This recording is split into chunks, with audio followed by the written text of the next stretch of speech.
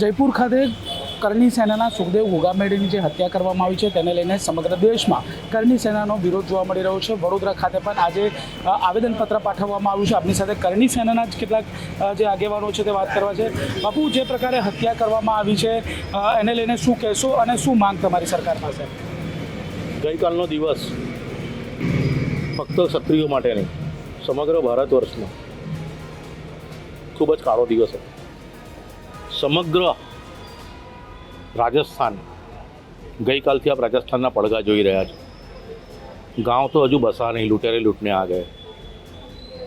આ એક રાજકીય ષડયંત્ર રૂપી એક હત્યા છે અને આપના માધ્યમથી હું એ જે ગેંગવાળા લુખ્ખા શબ્દ વાપરું છું, લુખ્ખા, કારણ કે મર્દ હોય ને તો સામી છાતીએ લડવા આવે.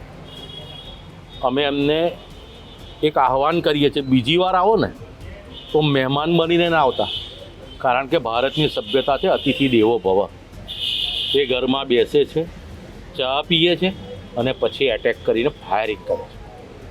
અને આ જે ગેંગ છે, આપ મીડિયા ચર્ચાનો વિષય છે, ઇન્ટરનેશનલ કેનેડાએ સર્ટિફિકેટ આપી દીધું છે કે આ ગેંગની પાછળ માઇન્ડ કોનું છે. હવે જ્યારે આ પોલિટિકલ હત્યા કરી છે, સુખદેવજી ગોગામડી પોલિટિકલ વ્યક્તિ નહોતા, એ મહાનુભાવો હતા. જ્યારે કરણી સેનાનું સિંચન થતું હતું ને, એમાંના એક મહાનુભાવ જેમણે પણ પોતાનું રક્ત કરણી સેનાને આપ્યું છે. અને એમણે સુખદેવજી ગોગામડીની હત્યા નથી કરી, સમગ્ર ક્ષત્રિયોના દિલ પર વાર કર્યો છે, કારણ કે સૌથી લોકપ્રિય, દરેકના દિલમાં વસેલા હતા. અને એમણે તમામ વર્ણ માટે એમણે કામ કર્યું છે. અને જ્યારે ઘરમાં ઘૂસીને, જ્યારે મુખ્યમંત્રી પણ નક્કી ના હોય, હજુ શપથવિધિ બાકી હોય, આપ અંદાજો લગાવી શકો છો. અને આરોપી હાલ અમે એક જ માંગણી લઈને આવ્યા છીએ, અમને મોદીજી પર ભરોસો છે. બાકી આ કાનૂન વ્યવસ્થા પર જેલમાં જશે, બિરયાની ખાશે, પહેલવાન થશે, બીજી આવી એક્ટિવિટી માં બધા બહુને ગેંગને જોડશે. એટલે અમારી તો એક જ માંગણી છે, ગોળીની સામે ગોળી ઠોકો. હા, એ પણ અમે આહવાન કરીએ. જો તમે આ લોકોને નહીં ઠોકો તો આપ જાણો છો સૌથી વધારે હથિયારધારી ક્ષત્રિયો છે. ઘણા પાસે હથિયાર લાયસન્સ નહીં પણ હોય. ફટાકડા ફોડાવતા તો અમને પણ આવડે છે, પણ અમારી નમ્રતા પ્રશાસન અમારી કમજોરી ના સમજે એ બતાવવા માટે ગઈકાલથી ચમત્કાર ચાલુ કરી દીધો છે. ગણતરીના દિવસની અંદર જો એમને ઠોકવામાં નહીં આવે તો અમારે 2 એક્શન છે. અમે સુખદેવજી ગોગામડીનો અગ્નિ સંસ્કાર જ્યાં સુધી એ લોકોને ઠોકવામાં નહીં આવે ત્યાં સુધી નહીં કરીએ, શપથવિધિ નહીં કરવા દઈએ. અને કરણી સેના જો બોલે છે ને, એ કરે છે, એ ગુસ્સા, લાગણી, માંગણી સાથે કલેક્ટર સાહેબ પાસે આવ્યા હતા કે અમારી આ રજૂઆત વડાપ્રધાનશ્રીને મોકલો. અને જો રાજસ્થાનની અંદર કમી હોય ને તો આ જે આ ગેંગના લુખ્ખાઓ જે બેસે છે ને, એને કે પેલા વિધર્મીઓને પકડો જે ગળા કાપી ગયા હતા, ત્યાં મર્દાનગી નહીં બતાવે, મહેમાન બનીને ઘા કરવા આવશે. બીજી વાર આવો, મહેમાન બન્યા વગર આવજો. અને કહેજો બધા બહુ ગોળીઓ ઝીલનારા ક્ષત્રિય પેદા થયા છે, ગોળી મારી પણ શકે છે. આ વડોદરાના જે કરણી સેનાના જે આગેવાનો છે, ત્યાં જયપુર જવા રવાના થાય છે, શું રવૈયો અહીંના લોકો? અમને આહવાન, સમગ્ર ક્ષત્રિયોને આહવાન થયું છે, જેટલા બને એટલા જયપુર પહોંચો. પણ ગઈકાલથી આપ જુઓ છો રાજસ્થાનની શું પરિસ્થિતિ છે.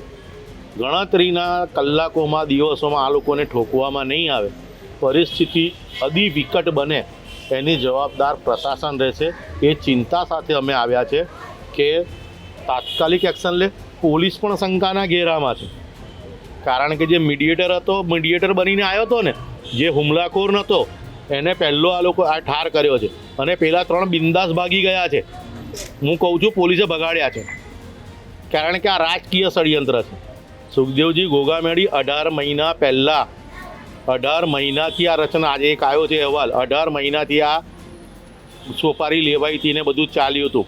એમણે 1.5 વર્ષથી કલેક્ટરશ્રીને, ગૃહમંત્રીને રજૂઆત કરી હતી કે મારી જાનને ખતરો છે, ઇરાદાપૂર્વક એમને સુરક્ષા આપવામાં નથી આવી. આ મોટા મોટા નેતાઓ જે જળ સિક્યુરિટી લઈને ફરે છે ને, જે પ્રજાનું 1 પણ રૂપિયાનું કામ નથી કરતા, અમુક શબ્દ વાપરું છું, અને કરોડો રૂપિયા પ્રજાના વપરાય છે એમની સિક્યુરિટીમાં, અને ખાલી કૌભાંડો કરે છે, એમને સિક્યુરિટી આપે છે, જેણે દેશ એક કરવા માટે નીકળ્યો છે. આ સુખદેવજી ઘોઘામડી કોણ ખબર છે? લાલ કિલ્લા કાશ્મીરમાં જઈને ઝંડો ફરકાયો હતો ભારતનો, અને એણે માંગણી કરી હતી કે 370 હટાવો, 370 હટાવો. આ એ સુરવીર. અને આ મરદ હોત ને તો સામે આવત ને તો સુખદેવજી અમારા બધા માટે સ્વાભિમાન છે, અમારા માટે પ્રતીક છે. સ્વાભિમાન છે. શું માનો છો, શું માંગ તમારી કે યુવા તરીકે કરણી સેનાનું આજે નિર્મમ હત્યા કરવામાં આવી છે, શું માંગ કરી રહ્યા છો સરકાર પાસે? સરકાર પાસે જ માંગણી છે, ગોળીની સામે ગોળી. જો અમને ન્યાય નહીં મળે તો કરણી સેના ભૂતકાળમાં પણ પોતાના ધારાધોરણ પ્રમાણે જે પણ કાર્ય, જે પણ નિર્ણય લીધો છે, જે કર્યું છે, કીધું છે, કરી બતાવ્યું છે, એ જ પ્રમાણે જો અમારી માંગણી નહીં સ્વીકારવામાં આવે તો કરણી સેના પોતાના ધારાધોરણ પ્રમાણે યુવાનો બધા ભેગા થઈને અને આવનાર દિવસોમાં અમે જાતે બદલો લેતા પણ ખચકાઈએ નહીં. બિલકુલ, જે બદલો લેતા નહીં કહે, શું માંગ કરી રહ્યા છો?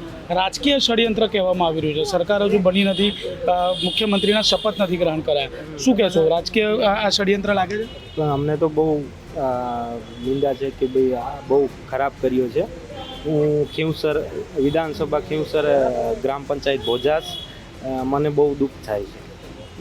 તો જે પ્રકારે જે હત્યા કરવામાં આવી છે ને ત્યારબાદ જે હત્યારાઓને એમની ગોળીની સામે ગોળી એવી કરણી સેના દ્વારા માંગ કરવામાં આવી છે, રાજકીય ષડયંત્ર ગણવામાં આવી રહ્યું છે. ત્યારે હાલમાં જે વડોદરાના કરણી સેનાના જે કાર્યકર્તાઓ છે તે પણ જયપુર જવા રવાના થયા છે અને ત્યાં આગળ જઈને પોતાનું ઉગ્ર વિરોધ પણ નોંધાવશે. કેમેરામેન જીતેન્દ્ર રાજપૂત સાથે દિગ્વિજય પાઠક, વડોદરા.